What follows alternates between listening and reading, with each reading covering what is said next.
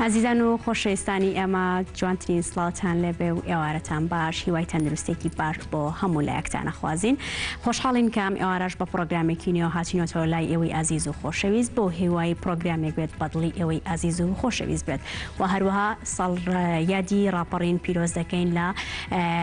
ناوچەی کفری و خورماتوو و لەگەڵ ئەوەشدا ڕۆژی جلی کوردی پیرۆز دەکەین لە سەرجەم کوردانی جیهان لە هەر شوێنێکن. ئازیزانم ئەم ئێوارە باز لە ڕۆڵی هونەری کوردی دەکەین لە پێش ڕاپەڕین و لەگەڵ ئەوەشدا لە دوای ڕاپەڕین هونەری کوردی چی ڕۆڵێکی هەبوو و چۆن گۆڕانکاری بەسەردا هاتووە. بینەرمان بن.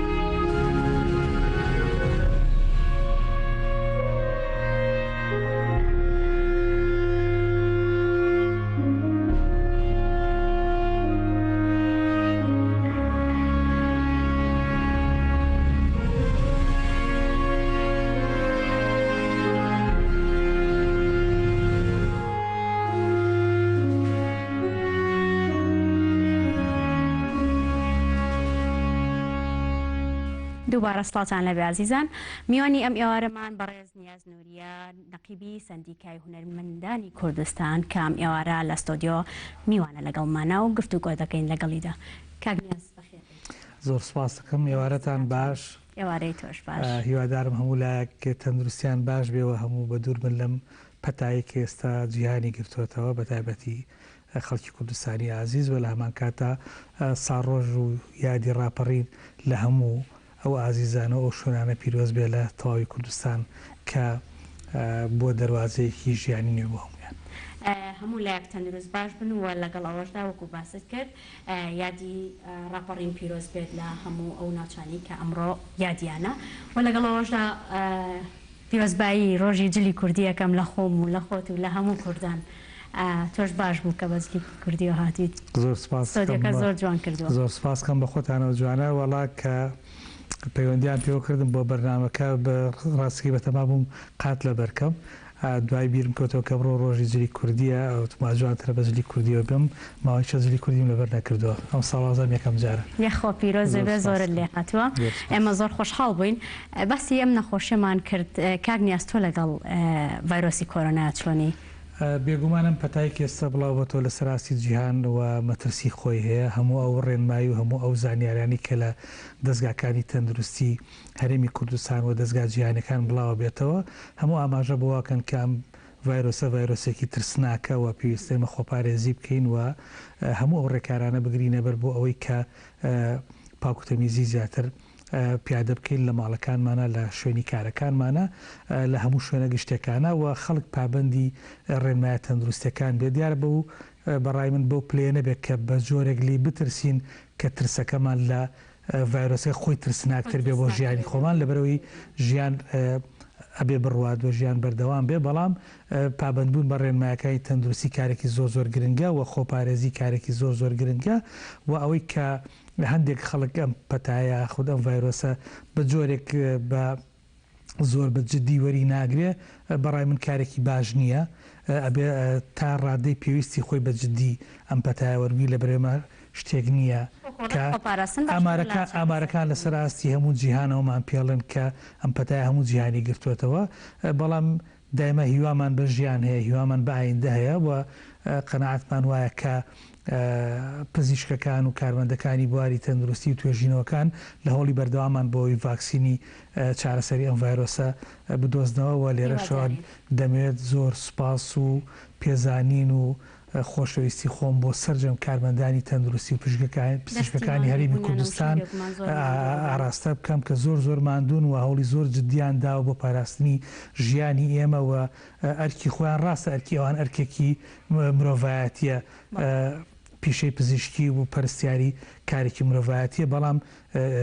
بۆ ئێمەیان سەلمان کەوان زۆر زیاتر پەرۆشی مرۆڤایەتین و بێ لێرەوە سوپاسیان بکەین و دەستی ماندووبوونیان بکوشین.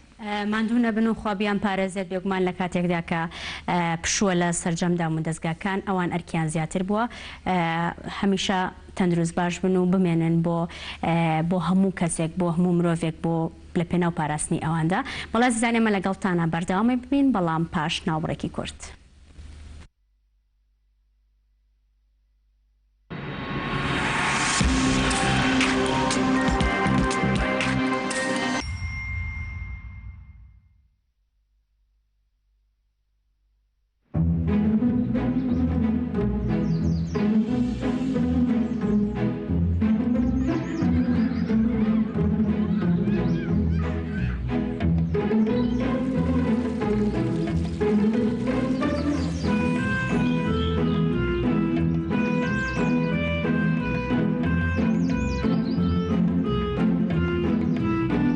بەرزایەکانی سلێمانی بەرزایەکانی سلێمانی هێمای شارستانی و ژیان.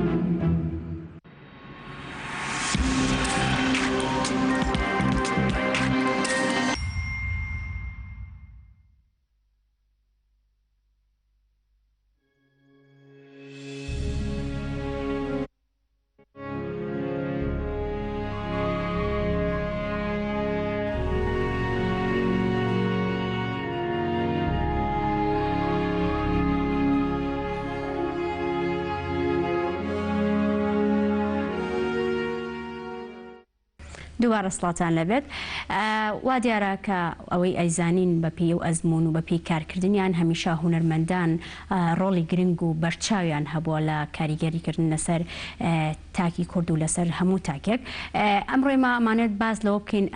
یەکێتی هونەرمەندانی کوردستان لە پێش ڕاپەڕیندا چی ڕۆڵێکیان هەبووە لە پێشخستنی هونەر و کاریگەریکردن لەسەر پێشمەرگە و خەڵک لەو کاتەدا. کاگنیاز وردەکاری ئەو کاتەمان پێڵێت. کاگنیاز بێگومان هەموو زانین کە کاری هونەری لە پێش ڕاپەڕین قۆناغێکی زۆر جیاواز بوو لە دوای ڕاپەڕین کە بە تایبەتی لە باشووری کوردستانە کەمە لە ژێردەستی ڕژێمێکی تۆقێنەر و داپڵۆسەری وەکو بە ئاسا کارمان کردووە و هونەر زۆر سەخت بووە و پەیام و کاری هونەر لەو قۆناغەدا زۆر جیاواز بکەوەی کە ئێستا هەیە. یەکێک لە گرنگیەکانی ئەوەیە کە لە 1970 بە شێوازێکی نهێنی یەکێتی هونەرمەندانی کوردستان لە شاری سلێمانی دامەزراوە کە ڕێکخراوێکی بەهێز بووە و توانێتی پەیوەندی لەگەڵ سەرجەم هونەرمەندانی شارەکانی دیکەی کوردستانە دروست بکە و هەوڵ بدات لە ڕێگەی ئەم ڕێکخراوە جانی تەبایی و جانی بەرگری و ئاراستەکردنی هونەرمەندان بۆی کە بتوانن زیاتر پاڵپشتی شۆڕەژ و پاڵپشتی پێشمەرگە بن و لە بەرەی میلەتا بن و دژایەتی ئەو سیستمە بکەن کە دەویست بە هەموو جۆرێک میلەتی کورد لەناو بەرێت. بێگومان کارەکانی ئەو کاتە کارە شانۆیەکان کاری گۆرانی مۆسیقەکان و کارەکانی شێوەکاری کە زیاتر کارەکان کە بڵین هونەر لەو سێ بەشات چڕ بووبەوە. ئەگەر بگەڕێنەوە بۆ کارەکانی ساڵی هێشتاکان و هەفتاکان دەبینین کە پەیامی سیاسی و پەیامی زۆر گرنگ بە تایبەتی لە کارەکانی دراما و لە کارەکانی شانۆ هەبوو کە پاڵپشتی بۆ بزوتنەوەی ڕزگاری خوازی گەلی کوردستان. ئەم کارانە لە شاخە تەنها ئەنجامەدران یاخود ئەم پەیامانە گەندران یاخود لە ناو شارەکانیش. دیارە هەموو زانین لە شۆڕشی ئەیلول و پاشا لە شۆڕشی نوێ لە دەرەوە لەگەڵ پێشمەرگایەتیە لە ڕێگەی ئیزگەوە تیپی مۆسیقای شۆڕشە بۆ لە کاتی شۆڕشی ئەیلولاوە کاری هونەری پێشکەشکراوە لە شۆڕشی نوێ کۆمیتەی شاخی یەکێتی هونەرمەندانی کوردستان هەبووە، تیپی مۆسیقای شەید کارزان هەبووە، تیپی شانۆی کوردستان هەبووە لە شاخ و کاری هونەری کراوە، پێشانگا کراوەتەوە، پەیکەر دروست کراوە. ئەمەی کە لە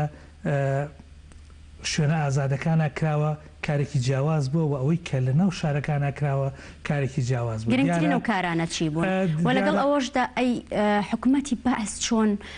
بەرپەچی ئەدانەوە یاخود ئەو کێشە و گرفتانەی کە بۆ دروستیان بۆ هونەرمەندانی دروست ئەکرد چی بوو؟ بێگومان ئەوەی کە لە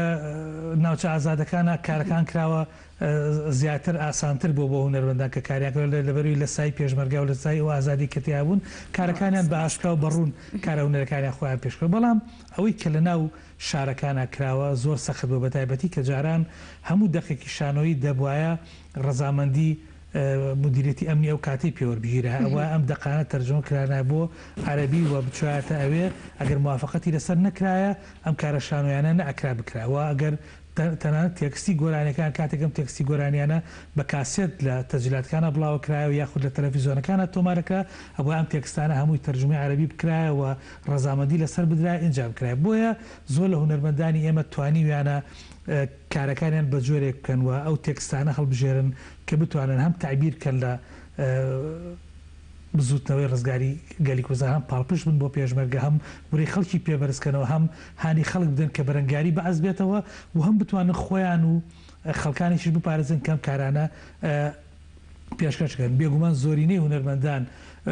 دووچاری ناڕەحەتی بوون لەلایەن دەستگاکانی حکوومەتی بەعسەوە و زۆریان تەنانەت لێ گیراون هونەرمەندانێک کە شەهید بووە شاکار لە پێناوی کارە هونەرەکەی لە پێناوی میلەتەکە بۆیە کارێکی زۆر قورس بووە بە تایبەتی کە تۆ لەگەڵ دەستگاکانی حکوومەتە مامەڵە بکەیت لامان کاتاوان بیر ناچێت کە ڕۆڵی پەیمانگای هونەرجوانەکان کە لە ساڵی 1970 لە سلێمانی دامەزراوە تاکە پەیمانگای هونەرجوانەکان بۆ لە هەرێمی کوردستان کاری کردووە کە کۆمەڵێکی زۆر لە کادری هونەری لە هەموو بوارە جیاجەکانە و مامۆستای هونەری پێگەیاندووە و ڕۆڵی زۆر گرنگی بینەوە مامۆستایانی پەیمانگای هونەرجوانەکان و ئەو کەسانی کە ئەویان تاوا کردو ڕۆڵی زۆر گرنگیان بۆ کاگنیاس ڕۆڵی لە شاخ چەند تیپێک هەبوون تیپی شانۆیی کوردستان پێم وابێت و لەگەڵەوەشا تیپی مۆسیقای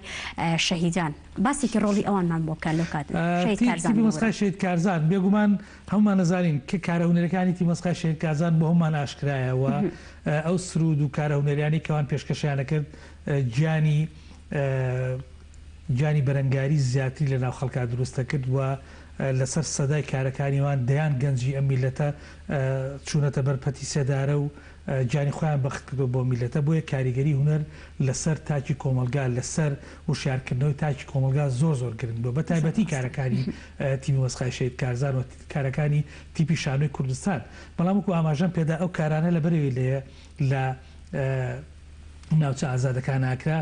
تا ڕادێک ئازادی هەبوو لە کارە هونەرەکانیانە و لە هەمان کاتدا بێلایەنی هەبوو لە کارە هونەرەکانە باوەمان لەبیر نەچێ ینی ئەم تیپانی چۆن بێلایەنی مەبەستت لەوە من زۆر لێرە بە ڕاشکاوانەیەڵێ مەسەرەن لە تیپی مۆسیقای شەهید کارزان تیپی شانۆی کوردستانەمانە لە سایی یەکێتی نیشتیمانی کوردستان لە ناوچە ئازادەکانە کاریان کردووە بەڵام وەکو کاری هونەری پابەند نەبوون بە سیاسەتی حیزبایەتی یەکێتی خۆیان بخۆیان ئازاد بوون لە کارە هونەریەکانیانە و نەک ئەوە نووسەرانیش ئەو تەجروبێمانەیە لە نووسینەکانیانە کە زۆرجار کار لە دەرەوە کراوە کە پێچەوانەی بیر و بۆچوونی لەوانەیە ئاڕاستی سیاسی ئەو کاتەی یەکێتی نیشتیمانی کوردستان بن بەڵام ئەو ئازادی کە یەکێتی نیشتیمانی کوردستان فراهەمی کردبوو لە ناوچەکانی ژێردەسەڵاتی خۆیان کاریگەریکی زۆر گرنگی هەبوو لەوەی کە هونەرمەندان بتوانن پەیامەکانی خۆیان بەڕاستی بە دروستی بگەن و وابێت ئەو هونەرە ئەوەندە ڕاستەقینە بێت کە لێرە کاریگەری لەسەر خەڵک لە ناو شارەکانە دروست بکە و خەڵک بتوانێت لە سای ئەو کارانە جانی بەرەنگاری زیاتی بەرامبەر ئەم ڕژێمە زۆر ڕاستە کاگنیاز چەندین کەسایەتی هەیە لە ناو یەکێتی نیشتیمانی کوردستاندا یەکێک لەوانە کاریزمایەکی سیاسی بوو کە بەڕێز هەواڵ مامجەلال بوو ڕۆحی شاد بێت ئەو چی ڕۆڵێکی هەبوو لە پێشخستنی هونەرە باسکردن لە جەنابی مامجەلال ڕۆحی شاد بێت و کاریگەری و ڕۆڵی و بڕوای تەواوەتی بە هونەر و بە ئەدەب و بە ڕۆشنبیری بە قەناعەتی من لە باسکردن نایە و لە توانای منانی ئەو کەسایەتە گەورەیە ئەو کاریزما گەورەیە قەناعەتی هەبوو کە هونەر کاریگەری هەیە لەسەر بەرەو پێشوونی کۆمەلگا هونەر کاریگەری هەیە لەسەر پێشخستنی کۆمەلگا و بە هەموو تواناکانیەوە پاڵپشتی هونەرمەندان و ڕۆشنبیرانیە کرد و هیچ منەتی پێشیان نەبوو و نمونەی ئەوە کە زۆر زیندووە کاتی خۆی کە یەکێتی هونەرمەندانی کوردستان دروست بووە لە شار چوونەتە شاخ چوونەتە لایەنە سیاسیەکان و لەوێ کاریان کردووە جەنابی مامجەلال پێوتون و توێتی ئێوە یەکێتی هونەرمەندانی کوردستان بن پەیوەندیتان بە هیچ حیزب لایەنێکەوە نەبێ لە لای ئێمە میوان بن و پەیوەندیتان حتەران بە یەکێتی نیشتیمانی کوردستانەوێ وەکو ڕێکخراو وەکو ڕێکخراوێکی هوەری خەڵک خۆی بۆ خۆی وەکو تاک ئازاد بووە سەربەیەکێتی نیشتیمانی کوردستان بۆ سەر پارتی دیموکراتی کوردستان بە هەر لایەنێکی سیاسی بووە بەڵام قەنەعەتی وا بووە کە یەکێتی هونەرمەندانی کوردستان ئەبێت سەربەخۆ بێ ئەبێت تیبی مۆسیقای شێت کارزان سەربەخۆ بێت تیبی شانۆی کوردستان سەربەخۆ بێ ئەم قەنەعەتە هەمووی لەژێر چەتری ئەو بڕوای جەنابی مام جەلالە بۆەوە لە پاش ئەویش کێم ئەو کەساتیانە میست ئەوە پرسیارکەم بەڵام بەر لەوەی کە باسی ئەوام بکەین کەیتر لە ناو یەکێتیە ڕۆڵی هەبوو لە پێشخستنی هونەرە دەچینە لای وچانێکی کورت و لەگەڵتانە بەردەوامە بین. ئاگاداریەک لە ژنەکەوە بۆ ئازاد 1940 نەکەوەی کورد نەکەوەیەکی زیندوو تێکۆشە لە کۆڵنەبەرە و هەتا کوردێک بابێ کەرکووک شاری کوردستان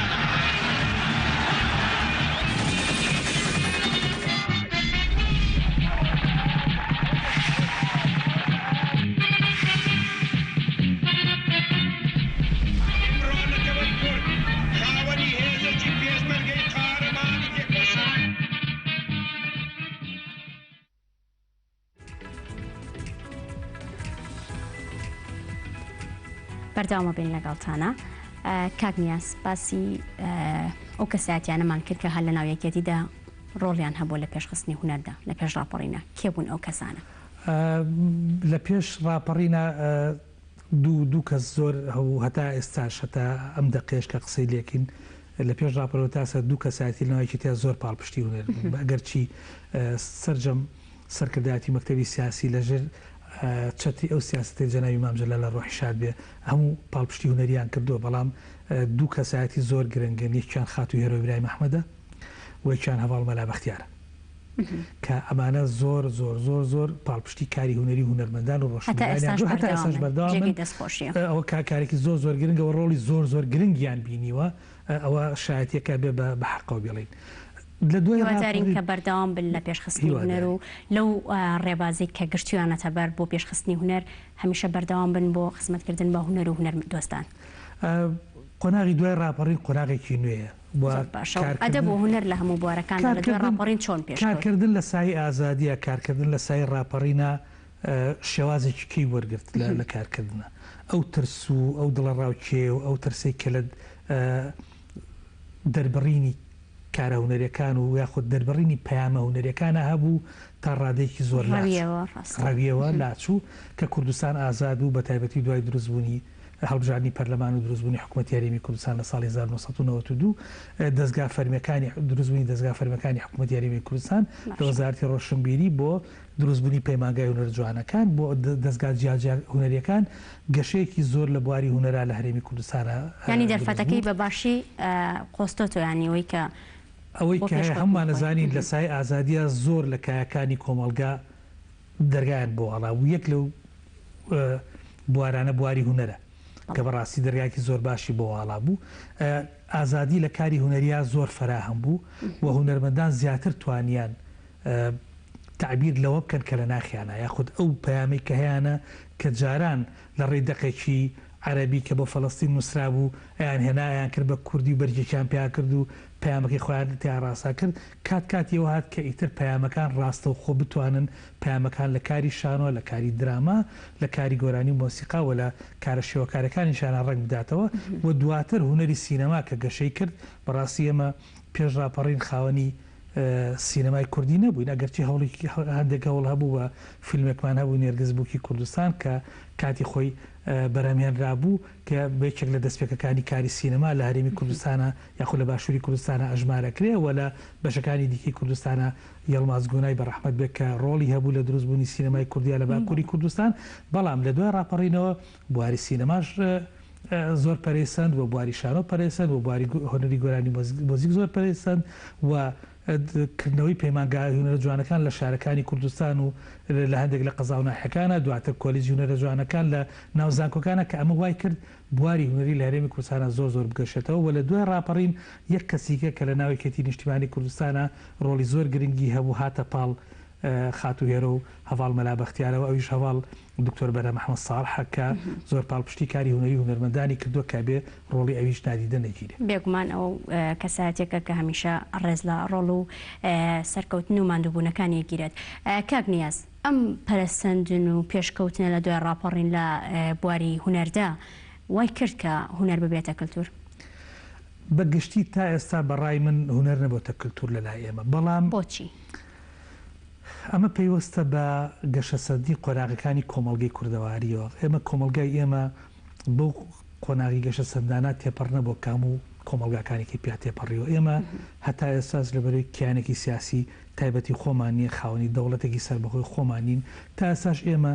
لە چوار بەشی جیاجای کوردستانە دابەشبوون بەسەر چوار دەوڵەتەوە. ئێمە ئێستاش کاریگەری کللتوری عەرەب و فارس و تورک بەسەر کارەکارمانەوە زاڵەوە. تا ئێستا نەمانتوانێت لە 100% دەرباز بین لەو کللتورە. هەوڵدان زۆرە و زۆر لە هونەرمەندانی ئێمە پێشەنگ بوون و دەست پێشخەریان کردووە کە هەوڵ بدەن هونەری ئێمە بە جۆرێک بناسێنن کە مۆرک و تایبەتمەندێتی کۆمەلگای کوردەواری پێوە دروست بێ. بەڵام ئەوەی کە من ئێڵێم هەوڵ هەیە، ئەوەی کە جاران خەڵک پێی عیب بوو پێیانەودانەوە لۆتیە ئەوە وایە هەندێک ناو ناتوریان لە هەندێک هونەرمەندانە ئێستا دایک و باوک خۆی پارە ئەدا بۆی مناڵەکانی فێری مۆسیقا بە شانازی و دایک و باوک ئەچێ مناڵەکەی بە فێری سەمای بالێ بێ، ئەچێ مناڵەکەی ئێبا ئایباتە خولی فێربوونی شێوەکاریەوە کە ئەمە کارێکی زۆر زۆر گرنگە. ئەوەی کێبین لە بواری سینەمای زۆر کە سەوڵی داوە مناڵەکانی ببنێرێتە بواری سینەما بچێتە بواری خوێندنی هونەر لە پەیمانگا و لە زانکۆکانە کەمە کارێکی زۆر زۆر گرنگە بە بەراورد لەگەڵ پێشڕاپەڕین گۆڕانکارێکی زۆر گەورەیە. بەڵام ئەوەی کێمە پێڵێن هونەر نەبووتە کللتور ئەوەیە کە ئێمە لە کارەکانە نابینین وەکو پێویست خەڵک ئامادە بێ. ئێمە تا ئێستاش هونەرمەندان ناتوانن بەری ڕەنجی کارەکانیان بخۆن. هونەرمەندێک ناتوانێت بە داهاتی کارە هونەرەکەی بژی. لەبەرەوە تا ئێستا ئێمە زۆرینەی هونەرمەندەکانمان لە 90 بۆ 95 هونەرمەندانی ئێمە کارێکی کە ئەکات اینجا کاری هونەرەکە لە پاڵێ هەر کاتێک وای لێهات داهاتی کارە هونەرەکان هونەرمەند توانی ژیانی خۆی پێدابین بکات، توانی هەموو ژیانی خۆی تەرخان کات بۆ هونەر، ئەو کاتێمەڵێ ئەم کۆمەلگایە هونەر لای بۆتە کللتور. بۆیە ڕنگدانەوەی هونەر لەسەر هەموو کایەکانی دیکەی کۆمەلگا بە تەواوەتی دەبینین. یەک شتی کەشێ ئەبێ ئەومان لە ڕوون بێت کە کۆمەلگای ئێمە کۆمەلگایەکی متەدەینە، واتە باوەڕدارە. باوەڕدارەکە ئەگەر کە زۆرینەی هەڵگری بیر و باوەڕی ئیسلامین و یا ینی ئیسلامی بە معنای ئیسلامی سیاسینە، واتە وەکو موسڵمان و ئەوانەشی کاڵگری بیر و ڕای دیانەتەکانی دیکەن کاریگەری ئەم دیانەتە لەسەر کۆمەلگا و لەسەر هونەر بێگومان کاک نیاز ئەم قسە و باسە زۆر زیاترە خیانێت کە باسی بکەین ئەبێ زۆر زیاتر لەسەرەوە قسە بکەیت چی بکرێت بۆی کە زیاتر هونەر بەرەو پێش ببرێت و ئەو کللتور و ڕنگدانەوەی وڵاتانی دیکە خوێندنەتەوەکانی دیکە لەسەری لا بچێت. زۆر سپاس بۆ ئامادەبوونت کەم ئێوارە لێرە بووی، ئێمە خۆشحاڵ بووین، ستۆدیۆکە جوانتر کردین. سپاس بۆ ئەوەی کە ماندوو بوویت و ئازەتکێشە لە ستۆدیۆ لەگەڵمان بووی. دەستەکانە خۆش دووبارە بەخێر بێ و سپاس بۆ ئێوەش کە هەتاکوی ئێستا بینەرمان بوون، هەتاکوی ئێوارێکی دیکە و لە پرۆگرامێکی دیکەدا دەبین و میوانی ماڵەکانتان ئاسوودە بن و ئێوارێکی خۆش.